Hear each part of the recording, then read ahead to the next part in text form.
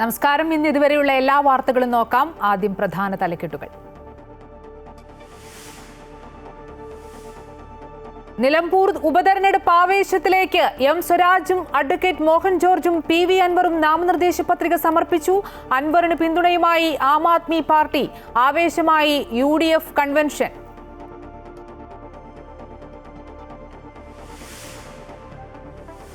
Kochi ED ഓഫീസിൽ vigilance സംഘം കൂലിക്കേസിൽ വിശദാംശങ്ങൾ നൽകാൻ നോട്ടീസ് നൽകി.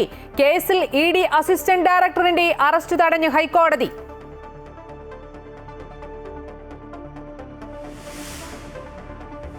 കാസർഗോഡ് ദേശീയപാതയിൽ വീണ്ടും വിള്ളൽ. പീലിക്കോട് 1/2 കിലോമീറ്റർ ദൂരത്തിൽ വിള്ളൽ കണ്ടെത്തി.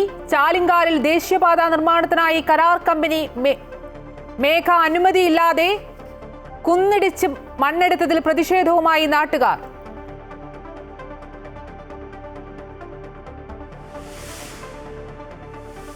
ഉത്തരേന്ത്യൻ സംസ്ഥാനങ്ങളിൽ കനത്ത മഴ, പലയിടത്തും പ്രളയം. മണ്ണിടിഞ്ഞ് സിക്കിമിലെ സൈനിക ക്യാമ്പിലെ 3 സുരക്ഷാ ഉദ്യോഗസ്ഥർ മരിച്ചു. 6 പേരെ കാണാതായി. അസമിലെ സിൽച്ചറിൽ ഇന്നലെ പെയ്തത് റെക്കോർഡ് മഴ. 132 വർഷങ്ങൾക്കിടെ രാജ്യത്തെ ഒരു പ്രദേശത്ത് ഇത്രയും മഴ പെയ്യുന്നത് ഇതാദ്യം.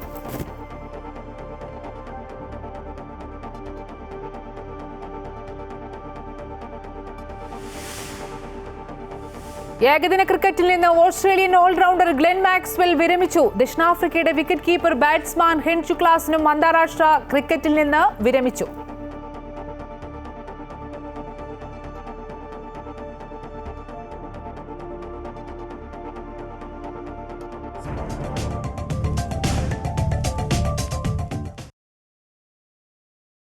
നിലമ്പൂരിൽ ഇനി കളം നിറഞ്ഞുള്ള മത്സരം. മുന്നണികളുടെ പ്രചാരണത്തിന് ചൂടേറുന്നു. LDF സ്ഥാനാർത്ഥി M സ്വരാജ്, NDA സ്ഥാനാർത്ഥി മോഹൻ ജോർജ്, തൃണമൂൽ കോൺഗ്രസ് സ്ഥാനാർത്ഥി PV അൻവർ തുടങ്ങിയവർ ഇന്ന് നാമനിർദ്ദേശ പത്രിക സമർപ്പിച്ചു.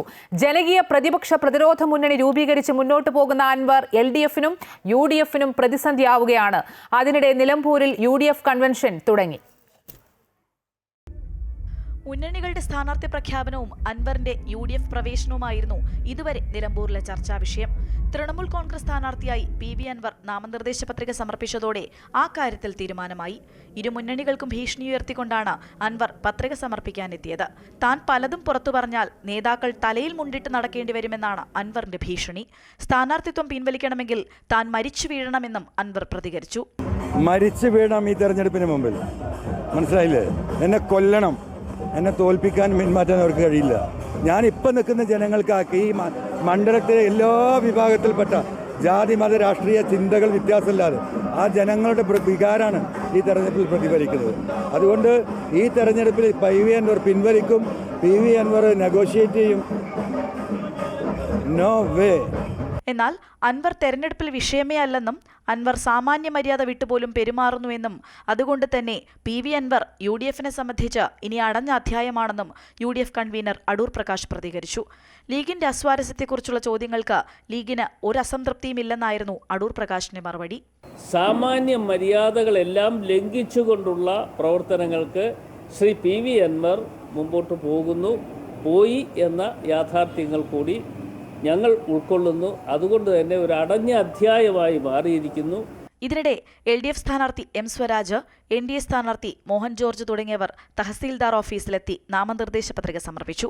A Vijayaraghavan, PP Suneer MP, മന്ത്രി V അബ്ദുറഹ്മാൻ തുടങ്ങിയവർക്കൊപ്പം പ്രകടനമായാണ് M സ്വരാജ് പത്രിക സമർപ്പിക്കാനെത്തിയത്. നാമനിർദ്ദേശ പത്രിക സമർപ്പണം ഇന്ന് പൂർത്തിയാവുന്നു. പിന്നെ പിൻവലിക്കാനുള്ള സമയമൊക്കെ ഉണ്ടല്ലോ.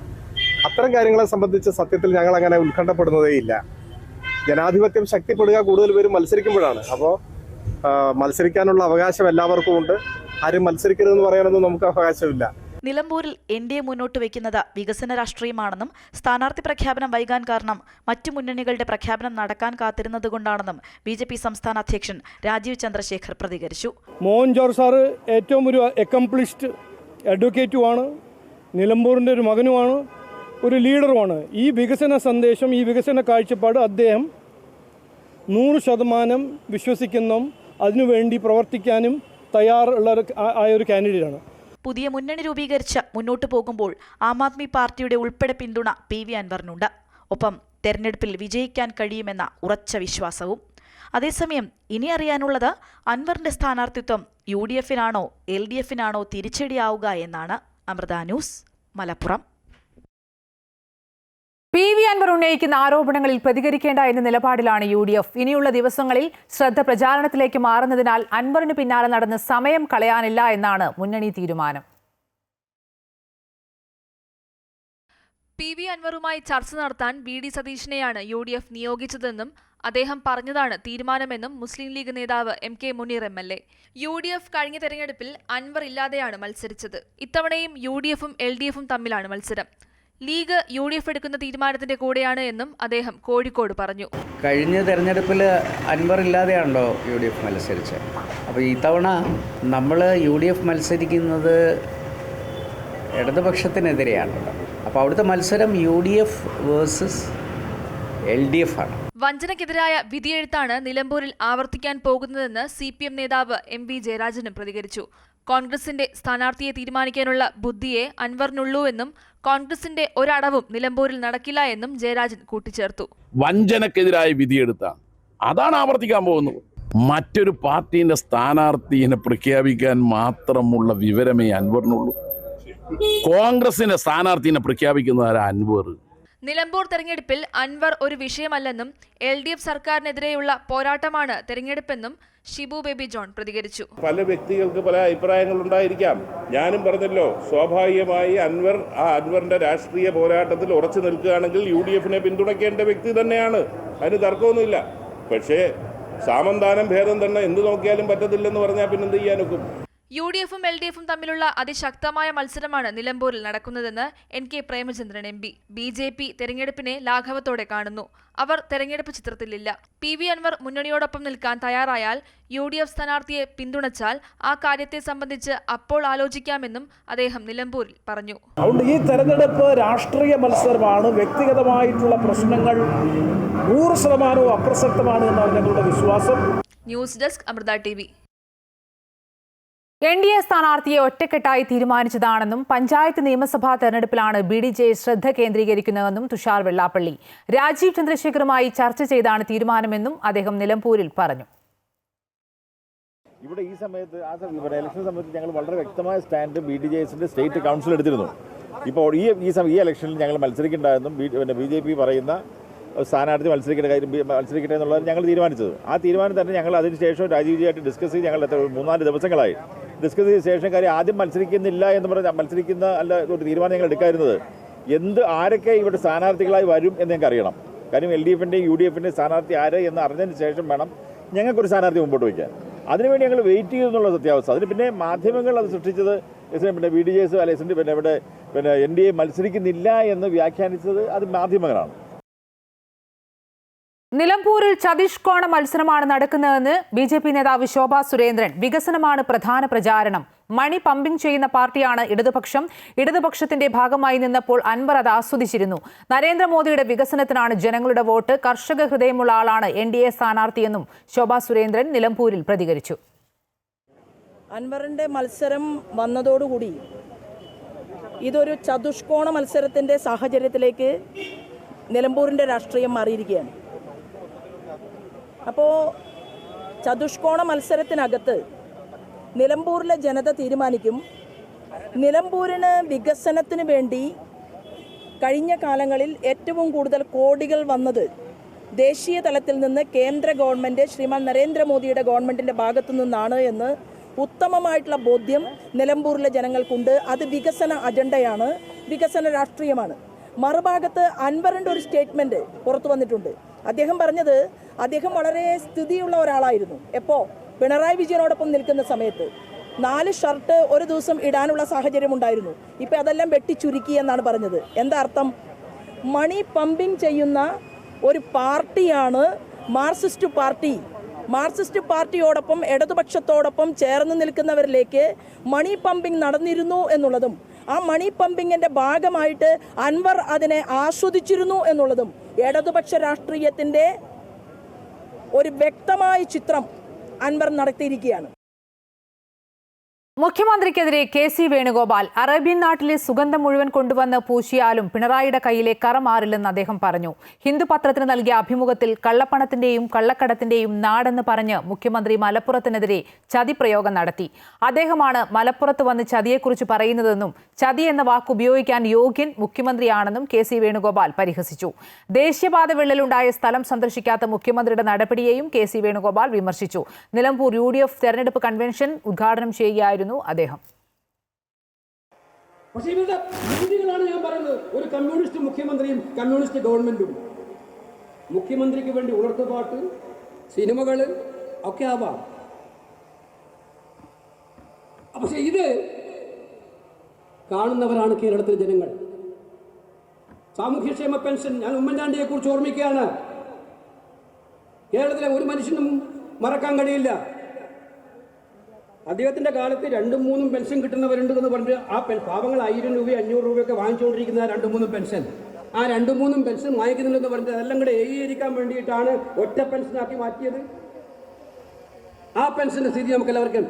തെരഞ്ഞെടുപ്പ് കാലത്ത് വോട്ട് വാങ്ങിക്കാൻ വേണ്ടി ഉപയോഗിക്കുന്ന കൈക്കൂലിയാക്കിയിട്ടാണ് ശ്രീ പിണറായി വിജയന്റെ സർക്കാർ ഇപ്പോൾ പെൻഷൻ ഇലക്ഷൻ കാലത്ത് 2 ഗഡു, ഇനിയിപ്പം വരുമായിരിക്കും, ചിലപ്പോൾ എവിടെയെങ്കിലും പറയും 2 ഗഡു 1 ഗഡു. എൻഫോഴ്സ്മെന്റ് ഡയറക്ടറേറ്റ് അസിസ്റ്റന്റ് ഡയറക്ടർ പ്രതിയായ കൈക്കൂലി കേസിലെ രേഖകൾ ആവശ്യപ്പെട്ട് കൊച്ചിയിലെ ED ഓഫീസിൽ നേരിട്ടെത്തി വിജിലൻസ് ഓഫീസർ. കൊല്ലത്തെ കശുവണ്ടി വ്യവസായി അനീഷ് ബാബുവിനെതിരായ ED കേസുകളുടെ രേഖകളാണ് വിജിലൻസ് ആവശ്യപ്പെട്ടത്. അനീഷ് ബാബുവിന്റെ കേസുകളുമായി ബന്ധപ്പെട്ട് എന്തൊക്കെ അന്വേഷണങ്ങളും പ്രവർത്തനങ്ങളുമാണ് ED ഓഫീസിൽ നടന്നിരിക്കുന്നത് എന്നാണ് വിജിലൻസ് അന്വേഷിക്കുന്നത്. അനീഷിനെ എത്ര തവണ വിളിച്ചു വരുത്തി, മൊഴിയുടെ വിശദാംശങ്ങൾ എന്നിവയടങ്ങിയ രേഖകളാണ് വിജിലൻസിന് ആവശ്യം. അന്വേഷണത്തോട് ED ഉദ്യോഗസ്ഥർ സഹകരിക്കുന്നുണ്ടെന്ന് വിജിലൻസ് SP S. ശശിധരൻ പറഞ്ഞു. പരിശോധനയായിരുന്നില്ല അത്. നമുക്ക് ഈ കേസുമായിട്ട് ബന്ധപ്പെട്ട് അപ്പോൾ നമ്മൾ 22-ാം തീയതി ഒരു നോട്ടീസ് കൊടുത്തിട്ടുണ്ട്, ഒരു ലെറ്റർ കൊടുത്തിട്ടുണ്ടായിരുന്നു ആ കേസിലേക്ക് പിന്നെ ഡീറ്റെയിൽസ് തരണം എന്ന് പറഞ്ഞിട്ട്. അപ്പോൾ അവർ നല്ല രീതിയിൽ പ്രതികരിച്ചു. ED ഓഫീസേഴ്സ് നല്ല രീതിയിൽ പ്രതികരിച്ച് അവർ നമുക്ക് നിങ്ങൾ സ്പെസിഫിക് ആയിട്ട് വല്ല റെക്കോർഡ്സ് ആവശ്യപ്പെടുകയാണെങ്കിൽ നിങ്ങളത് ചോദിക്കൂ, അപ്പോൾ ഞങ്ങൾ വേണ്ട നോക്കിയിട്ട് ചെയ്യാം എന്ന് പറഞ്ഞിട്ടുണ്ടായിരുന്നു. അതിൻ്റെ അടിസ്ഥാനത്തിൽ നമ്മളിന്ന് സ്പെസിഫിക് ആയിട്ട് വേണ്ട റെക്കോർഡ്സ് എന്നൊക്കെയാണ് അത് തരണം എന്ന് പറയാൻ വേണ്ടിയിട്ട് നമ്മുടെ ഓഫീസേഴ്സ് ഒരു ലെറ്റർ കൊടുക്കാൻ പോയതാണ്. ED അസിസ്റ്റന്റ് ഡയറക്ടർ ശേഖർ കുമാറിന്റെ അറസ്റ്റ് തടഞ്ഞ ഹൈക്കോടതി. വിജിലൻസ് രജിസ്റ്റർ ചെയ്ത കേസിലാണ് നടപടി. മുൻകൂർ ജാമ്യാപേക്ഷയിൽ കോടതി വിജിലൻസിന് നോട്ടീസ് അയച്ചു. 10 ദിവസത്തിനകം വിജിലൻസ് മറുപടി നൽകണം. ഉദ്യോഗസ്ഥർ പ്രതികളായ കൈക്കൂലി കേസിലെ 1-ാം പ്രതിയാണ് ശേഖർ കുമാർ. പലരെയും ഭീഷണിപ്പെടുത്തി ഏജന്റുമാരും ശേഖർ കുമാറും ചേർന്ന് 30 കോടിയിലേറെ തട്ടിപ്പ് നടത്തിയെന്നാണ് വിജിലൻസ് കണ്ടെത്തിയത്. കാസർഗോഡ് ചാലിങ്കാലിൽ ദേശീയപാത നിർമ്മാണത്തിന്റെ ഭാഗമായി കരാർ കമ്പനിയായ മേഘ അനുമതിയില്ലാതെ കുന്നിടിച്ചു മണ്ണെടുത്തതിനെതിരെ നാട്ടുകാരുടെ പ്രതിഷേധം. സ്ഥലത്തെത്തിയ തഹസിൽദാറുടെ നേതൃത്വത്തിലുള്ള സംഘത്തിന് നേരെ നാട്ടുകാർ പ്രതിഷേധം അറിയിച്ചു. ഉദ്ദേശം 20 അടിയോളം ആഴത്തിൽ 2.5 ഏക്കറോളം വരുന്ന സ്ഥലത്ത് നിന്നാണ് മണ്ണെടുത്തിരിക്കുന്നത്.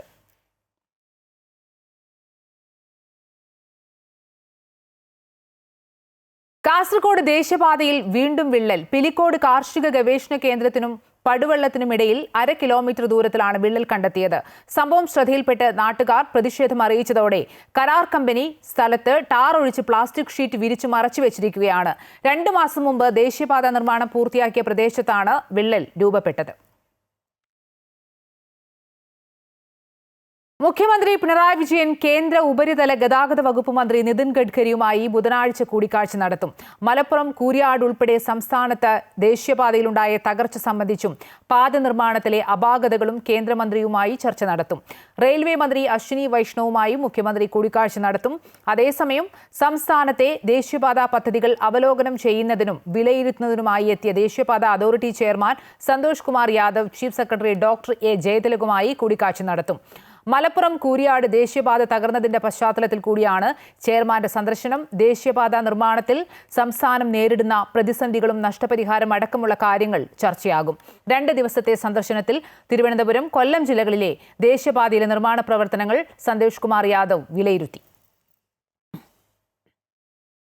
മറ്റു വാർത്തകളിലേക്ക് വരികയാണെങ്കിൽ ഉത്തരേന്ത്യൻ സംസ്ഥാനങ്ങളിൽ കനത്ത മഴ തുടരുകയാണ്. പലയിടത്തും പ്രളയസമാനമായ സാഹചര്യമാണ്. ഇതുവരെ 33 പേർ മഴക്കെടുതികളിൽ മരിച്ചു.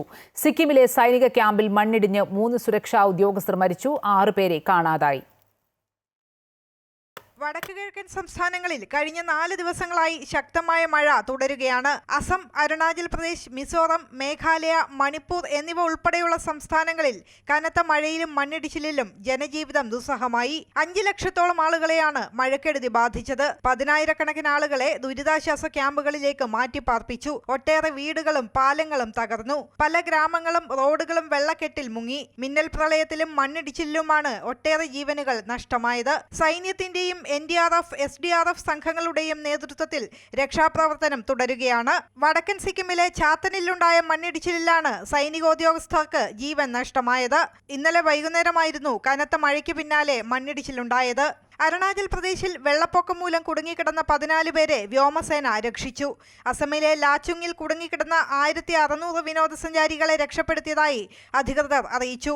ബ്രഹ്മപുത്ര, ബരാക്ക് ഉൾപ്പെടെയുള്ള 10 പ്രധാന നദികൾ അപകടനിലയ്ക്ക് മുകളിലാണ്. ഒട്ടേറെ തീവണ്ടികൾ റദ്ദാക്കി. അരുണാചൽ പ്രദേശിലെ പല ജില്ലകളിലും ആശയവിനിമയ സംവിധാനം തകരാറിലായി. നദികൾ കരകവിഞ്ഞൊഴുകിയതും അണക്കെട്ടുകൾ തകർന്നതുമാണ് വെള്ളപ്പൊക്കത്തിന്റെ ആഘാതം കൂട്ടിയത്. അസമിലെ സിൽച്ചറിൽ ഇന്നലെ റെക്കോർഡ് മഴയാണ് പെയ്തത്. 24 മണിക്കൂറിനിടെ 415.8 മില്ലിമീറ്റർ മഴയാണ് ലഭിച്ചത്. 132 വർഷങ്ങൾക്കിടെ രാജ്യത്ത് ഇതാദ്യമായാണ് ഒരു പ്രദേശത്ത് ഒറ്റ ദിവസം ഇത്രയധികം മഴ പെയ്തത്. 1893-ലാണ് രാജ്യത്ത് ഇതിനു മുമ്പ് ഇത്രയും ഉയർന്ന അളവിൽ മഴ ലഭിച്ചത്. അന്ന് 290.3 മില്ലിമീറ്റർ മഴയാണ് രേഖപ്പെടുത്തിയത്. മഴ ഇനിയും കനക്കുമെന്നാണ് കാലാവസ്ഥാ പ്രവചനം. മഴക്കെടുതി ബാധിച്ച സംസ്ഥാനങ്ങളിലെ അധികൃതരുമായി കേന്ദ്രം നിരന്തരം സമ്പർക്കം പുലർത്തുന്നുണ്ട്. News desk, Amrita news.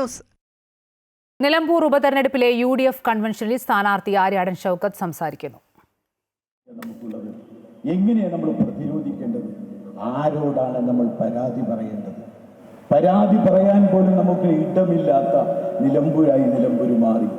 നമുക്കതിന് പകരം ഒരുമിച്ച് നിന്ന് പരാതി പറയുകയല്ല, അതിനെ പരിഹാരം കാണുന്ന ഒരു ഒത്തുചേരൽ നമുക്കുണ്ടാക്കിയെടുക്കാൻ നമുക്ക് സാധിക്കണം.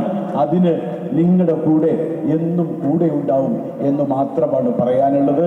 നമ്മുടെ വാതിലുകളൊന്നും, UDF നേതാക്കളുടെ വാതിലുകളൊന്നും കുട്ടിയടക്കപ്പെടാറില്ല. എന്നും തുറന്നിട്ടിരിക്കുന്ന വാതിലായിരിക്കും എന്ന് മാത്രം പറഞ്ഞുകൊണ്ട് നിങ്ങളുടെ എല്ലാവിധ പിന്തുണയും സ്നേഹവും ഒക്കെ എനിക്കുണ്ട്, എനിക്കറിയാം. പക്ഷേ നമുക്ക് എല്ലാവരും നമ്മുടെ കുടുംബത്തിലെ, ബന്ധത്തിലെ, കല്യാണം ചെയ്ത ബന്ധങ്ങളിലെ, സുഹൃത്തുക്കളിലെ എല്ലാവരോടും ഈ കാര്യം പറഞ്ഞുകൊണ്ട് എൻ്റെ ചിഹ്നമായ കൈപ്പത്തി അടയാളത്തിൽ വോട്ട് നൽകി വിജയിപ്പിക്കണമെന്ന് ഒരിക്കൽ കൂടി അഭ്യർത്ഥിച്ചുകൊണ്ട് നമുക്ക് ഒരുമിച്ച് ഒരു നിലമ്പൂര് പുനഃസൃഷ്ടിക്കുക മാത്രമല്ല, നിലമ്പൂരിന് ഒരു വലിയ തുടർച്ചയുണ്ടാക്കുക മാത്രമല്ല, കേരളത്തിൽ ഒരു ജനാധിപത്യ ഗവൺമെന്റ്, ജനങ്ങളുടെ കൂടെ നിൽക്കുന്ന ഒരു ഗവൺമെന്റ് അധികാരത്തിൽ വരാൻ, അതിനുവേണ്ടിയുള്ള ഒരു ജനവിധി നമുക്കുണ്ടാക്കിയെടുക്കാൻ നമുക്ക് ഒരുമിച്ച് മുന്നേറാം എന്ന് മാത്രം പറഞ്ഞുകൊണ്ട് എന്നും ഈ ബാപ്പുട്ടി നിങ്ങളുടെ കൂടെ ഉണ്ടാവും. ഒരു വെളിപ്പാടകലെ എന്നും ആ ഒരു നിങ്ങൾ എവിടെ എന്ന് ചോദിച്ചാൽ ഒരു വിളിയിൽ ഞാൻ കൂടെ ഉണ്ടാവും എന്ന് മാത്രം പറഞ്ഞുകൊണ്ട് നിർത്തുന്നു. നന്ദി, നമസ്കാരം. മറ്റു വാർത്തകൾ നോക്കുകയാണെങ്കിൽ എറണാകുളം ഇളങ്കുന്നപ്പുഴ വളപ്പ് ബീച്ചിൽ കുളിക്കാനിറങ്ങിയ 2 യുവാക്കളെ കാണാതായി. സുഹൃത്തുക്കളായ 7 പേർ ചേർന്ന് ബീച്ചിൽ കുളിക്കുന്നതിനിടെ 2 പേർ തിരയിൽപ്പെടുകയായിരുന്നു. ഇന്ന് ഉച്ചയ്ക്ക് 1 മണിയോടെയായിരുന്നു സംഭവം. പോലീസും ഫയർഫോഴ്സും കോസ്റ്റൽ പോലീസും ചേർന്ന് തിരച്ചിൽ നടത്തുന്നുണ്ട്. കോയമ്പത്തൂർ രത്നം കോളേജിലെ വിദ്യാർത്ഥികളാണ്. യമൻ സ്വദേശികളായ ജുബ്രാൻ, അബ്ദുൾ സലാം എന്നിവരാണ് കാണാതായത്.